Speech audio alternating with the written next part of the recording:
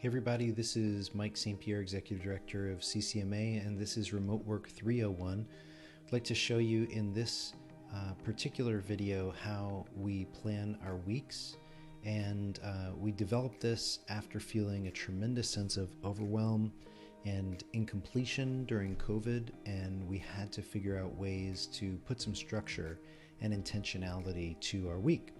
So I'm using an app called Todoist, and this is basically just one of many lists that I maintain. It's called Tasks This Week, and I have this in a Kanban board view. I could look at it as a list view, but it's really nice in this particular application to see it as a board. So here you've got going from left to right, Monday, Tuesday, Wednesday, Thursday, Friday, and then weekend. And you see that every day has a different theme. So the Monday theme is planning and creating of content. Tuesday is programs and members. Wednesday is fundraising and friend-raising. Thursday is board work and fundraising. And Friday is deep work. Now, we do that. It's not that these are etched in stone. It's just that it gives you tremendous peace of mind when you can start your week knowing, oh, I can get to that on Tuesday because that's my theme for Tuesday, or I can get to that on Friday because that's my theme for Friday. So on Monday, these are just some of the things that I might tackle in a given Monday: drafting and publishing social media, sending the week ahead email, confirming a speaker, etc., checking on a staff member. And you'll see in various places in the week, I've got this phrase here, clear to zero. And that just means that I'm going to rock and roll my email inbox to the point where it's empty. So I've got that here, I've got that here on Wednesday, I've got that here on Friday. Nothing like going into the weekend with a clear email inbox. Then on Tuesday, I'm focusing on programs and members. It might be calling for campus ministers, checking in on a speaker later in the week for a program, drafting another chapter of an ebook, finalizing a contract for a spring event, etc. Wednesday, you can see the things that we might be doing there, from calling donors in San Diego, sending 10 cultivation emails, scheduling a lunch, or checking in on monthly support partner Bob.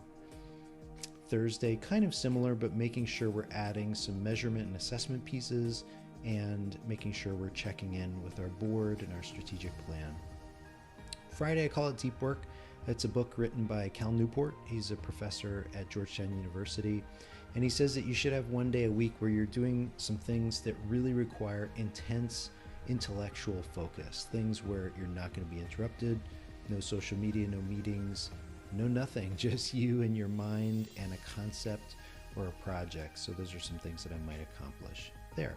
Oh, by the way, on Saturday, Sunday, we have a repeating task called a weekly review, because that's something that you want to make sure you clear the decks once a week, typically on a Sunday night, where you would look back at the week and see, what did I accomplish? And you'd look forward to the next week. So what do you do for the next week? Well, we have a project called Next Week. And as you're going through your week, you might think of something and you say, well, I can't get to that right now. I'm going to put it in the next week project. And then on Sunday, when I'm doing that weekly review, I'm simply looking at my next week items, and I'm making sure I then schedule these somewhere into this week. Are you doing a good job if you accomplish all these things? It depends. It sure does feel good to check things off, no question about that. And when you get to the end of the week, it's really a great feeling to know I accomplished 20, 30, 35 different things in a week. And that gave me space for interruptions, space for meetings, space for whatever, life. But if you don't do something like this, you might just be in reactive mode, and that doesn't feel particularly good. If you enjoyed today's screen flow, make sure you reference Remote Work 101 and Remote Work 201. We'll make sure we put those in the show notes. Hope you found this helpful.